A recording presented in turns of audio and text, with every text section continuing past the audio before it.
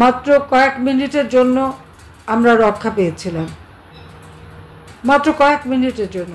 তবে আমি বিশ্বাস করি আল্লাহ যেমন গ্রেনেড হামলা আমাকে বাঁচিয়েছিল, সরাসরি গুলিতে বাঁচিয়েছিল, সেই ৭৬ কেজি ওজনের বোমা থেকে বাঁচিয়েছিল, এবারেও কিন্তু আল্লাহর ঠিকই আমাকে বাঁচিয়ে এনেছে আমাদের দুই বোনকে। তার মানে নিশ্চয়ই কোনো কাজ, ভালো কাজ আমাকে দিয়ে করাবে, আল্লাহ রাব্বুল আলামিন আমাকে দিয়ে কোনো ভালো কাজ করাবে বলেই আমাকে জীবনটা বাঁচিয়ে রেখেছে। তবে বাবা মা ভাই সব হারিয়েছি, আজকে ঘর ছাড়া বাড়ি ছাড়া। হ্যাঁ, ভালো আছি, যেখানে আছি তারা অনেক সম্মানে রেখেছে, তারা আমাদের মহান মুক্তিযুদ্ধে আমাদেরকে সহযোগিতা করেছে, আবার ৭৫ পরেও সহযোগিতা করেছে, সবসময় আমাদের পাশে থাকে। কিন্তু সেটা তো বড় কথা না, যে দেশ আমার বাবা স্বাধীন করে গেছেন, আর সেই দেশে আমাদের ঘর বাড়ি সব কিছু জ্বালিয়ে পুড়িয়ে ছাড়খাড়, আওয়ামী লীগের নেতাকর্মীদের বাড়ি ঘর পুড়িয়ে ছাড়খাড়, জেল জুলুম অত্যাচার নির্যাতন কেন করা হচ্ছে? এই স্বাধীনতা কারা এনেছে সে কথা একবার ভেবে দেখবে না? আর আজকে যা তুলনা করে ৭১-এর সাথে ২৪, তারা কি স্বাধীনতার যুদ্ধ দেখেছে? তারা জানে মুক্তিযোদ্ধারা কী কষ্ট করেছে? তাদের দুঃসাহস কী করে হয় মুক্তিযোদ্ধাদের অপমান করে? যারা করছে তাদের প্রত্যেকের চেহারা চিনে রাখেন, নিশ্চয় আল্লাহ দিন দেবে, প্রত্যেকটা জবাব আমরা নেব। আল্লাহ সেই জন্যই বাঁচিয়ে রেখেছে এবং বাংলাদেশের মানুষের জীবনে আবার শান্তি, নিরাপত্তা, অর্থনৈতিক সমৃদ্ধি ফিরিয়ে আনবো, ইনশাআল্লাহ সেটা ফিরিয়ে আনবো, এটাই আমাদের প্রতিজ্ঞা। আজকে যতই দাবাতে চেষ্টা করুক, আওয়ামী লীগ ভেসে আসে নাই, আওয়ামী লীগ কোনো পরগাছা না, আওয়ামী লীগ কোনো জেনারেলের পকেট থেকে বের হয়নি বা কোনো পাতা করণী ঘুটে করণী দ্বারা করা হয়নি। আওয়ামী লীগ এদেশের মাটি মানুষের সংগঠন।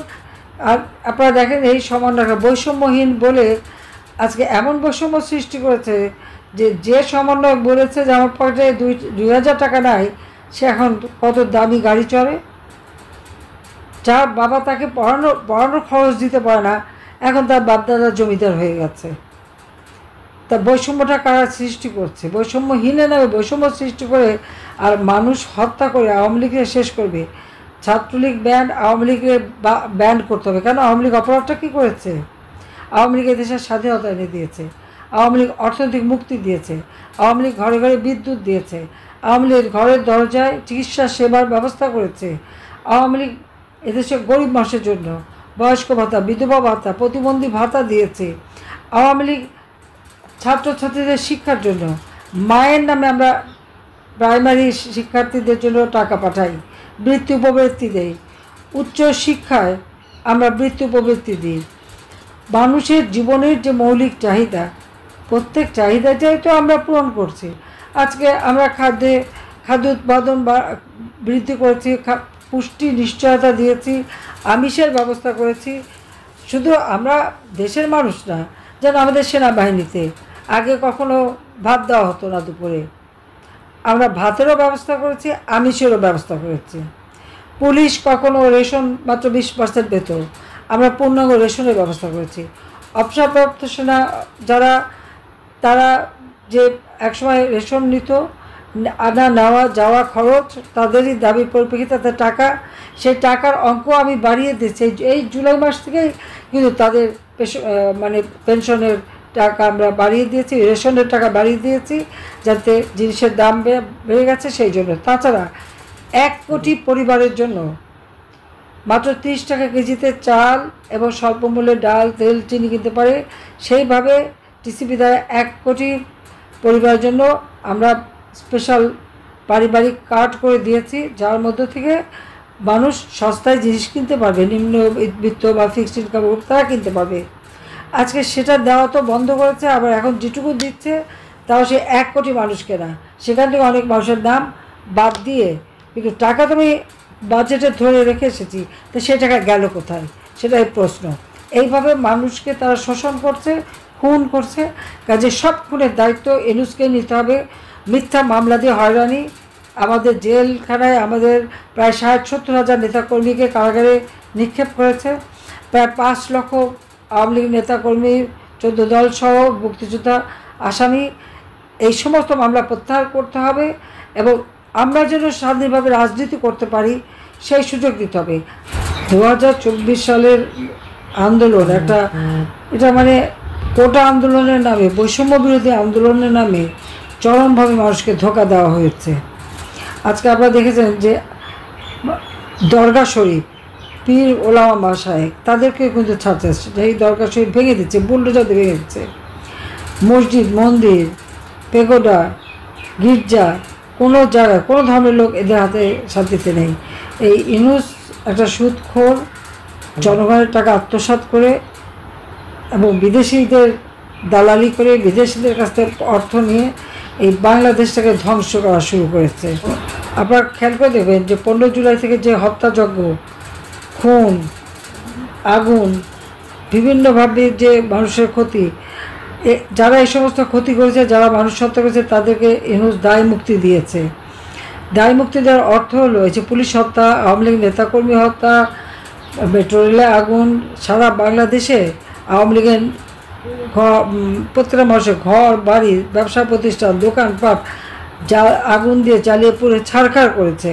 অথচ এইসব হত্যার কোনো বিচার হবে না, মামলা করা যাবে না, মামলা দেবে না। আবার মুখে বলে না অনলাইনে মামলা করলে হয়, অথচ সবাই জানে যে মামলা করতে গেলে উল্টো আরও মামলা খেতে হয়। এই অত্যাচার নির্যাতন তা চালিয়ে যাচ্ছে।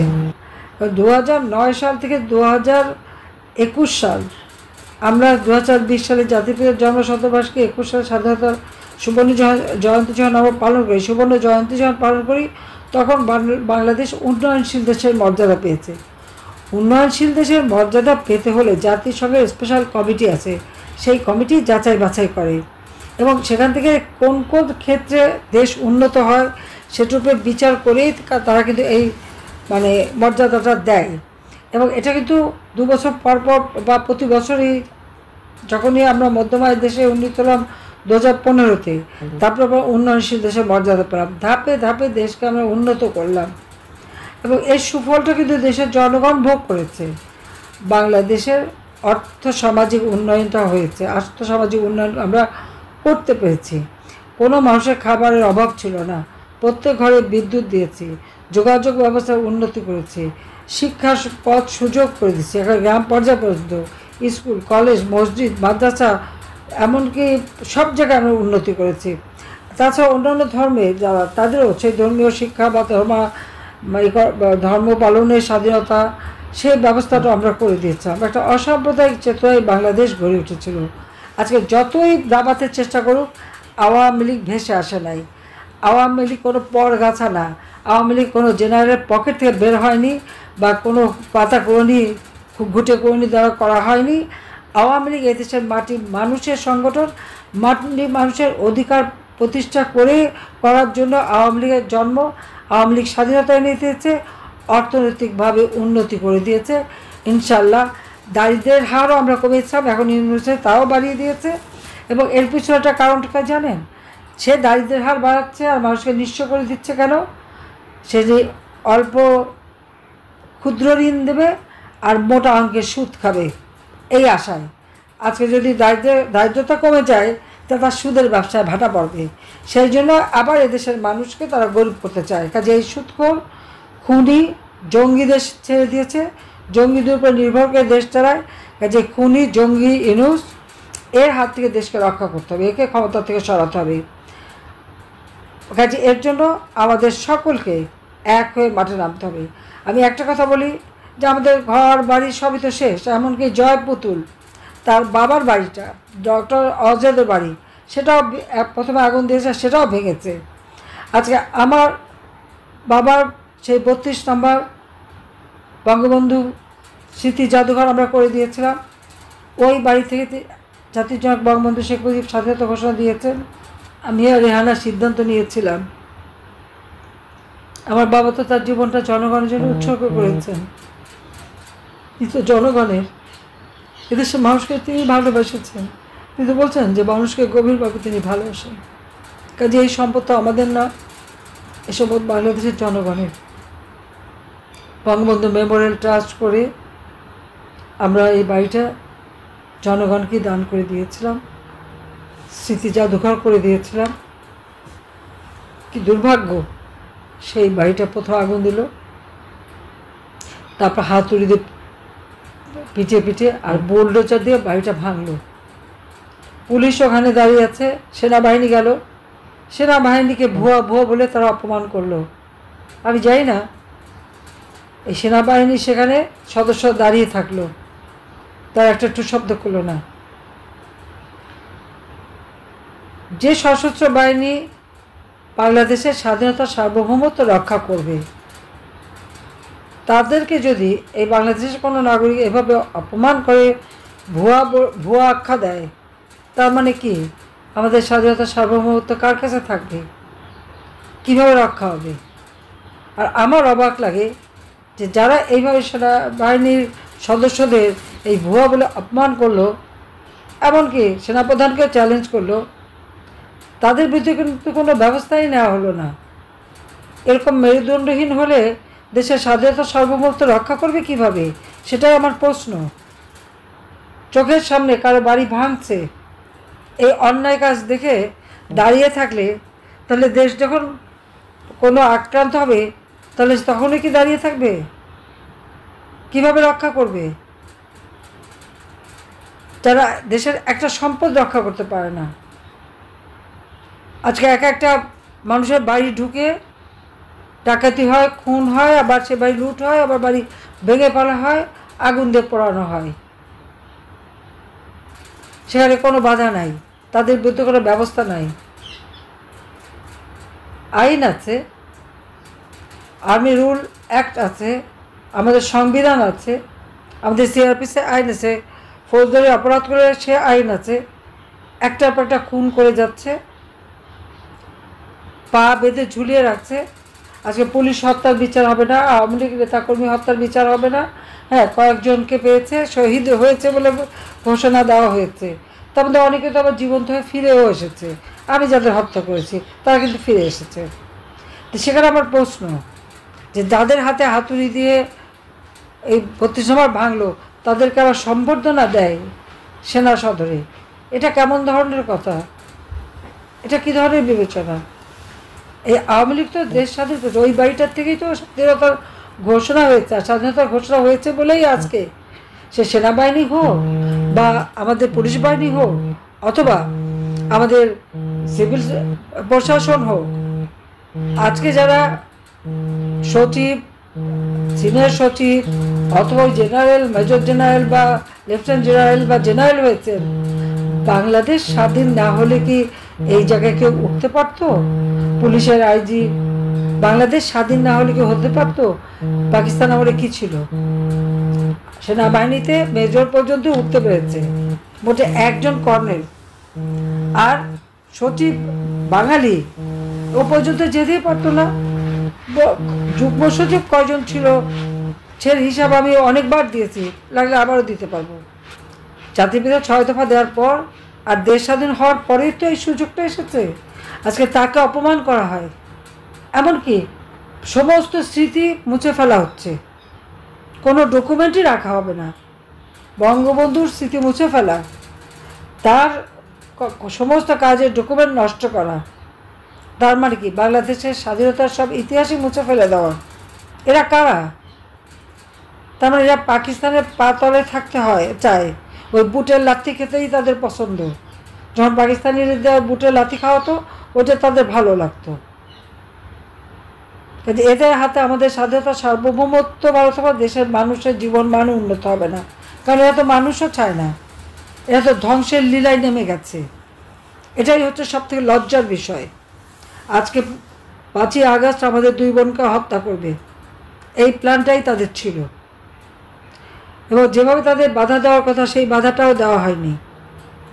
আমার যারা নিরাপত্তায় ছিল সবাই ছিল, তাদেরও তো জীবন আছে, আর আমাদের জন্য তাদের জীবনটা চলে যাবে। মাত্র কয়েক মিনিটের জন্য আমরা রক্ষা পেয়েছিলাম, মাত্র কয়েক মিনিটের জন্য। তবে আমি বিশ্বাস করি আল্লাহ যেমন গ্রেনেড হামলা আমাকে বাঁচিয়েছিল, সরাসরি গুলিতে বাঁচিয়েছিল, সেই 76 কেজি ওজনের বোমা থেকে বাঁচিয়েছিল, এবারেও কিন্তু আল্লাহর ঠিকই আমাকে বাঁচিয়ে এনেছে, আমাদের দুই বোনকে। তার মানে নিশ্চয়ই কোনো কাজ, ভালো কাজ আমাকে দিয়ে করাবে, আল্লাহ রাব্বুল আলামিন আমাকে দিয়ে কোনো ভালো কাজ করাবে বলেই আমাকে জীবনটা বাঁচিয়ে রেখেছে। তবে বাবা মা ভাই সব হারিয়েছি, আজকে ঘর ছাড়া বাড়ি ছাড়া। হ্যাঁ, ভালো আছি, যেখানে আছি তারা অনেক সম্মানে রেখেছে। তারা আমাদের মহান মুক্তিযুদ্ধে আমাদেরকে সহযোগিতা করেছে, আবার ৭৫ পরেও সহযোগিতা করেছে, সবসময় আমাদের পাশে থাকে। কিন্তু সেটা তো বড় কথা না। যে দেশ আমার বাবা স্বাধীন করে গেছেন, আর সেই দেশে আমাদের ঘর বাড়ি সব কিছু জ্বালিয়ে পুড়িয়ে ছাড়খাড়, আওয়ামী লীগের নেতাকর্মীদের বাড়ি ঘর পুড়িয়ে ছাড়খাড়, জেল জুলুম অত্যাচার নির্যাতন কেন করা হচ্ছে? এই স্বাধীনতা কারা এনেছে সে কথা একবার ভেবে দেখবে না? আর আজকে যা তুলনা করে ৭১-এর সাথে ২৪, তারা কি স্বাধীনতার যুদ্ধ দেখেছে? তারা জানে মুক্তিযোদ্ধারা কী কষ্ট করেছে? তাদের দুঃসাহস কী করে হয় মুক্তিযোদ্ধাদের অপমান করে? যারা করছে তাদের প্রত্যেকের চেহারা চিনে রাখেন, নিশ্চয় আল্লাহ দিন দেবে, প্রত্যেকটা জবাব আমরা নেব। আল্লাহ সেই জন্যই বাঁচিয়ে রেখেছে এবং বাংলাদেশের মানুষের জীবনে আবার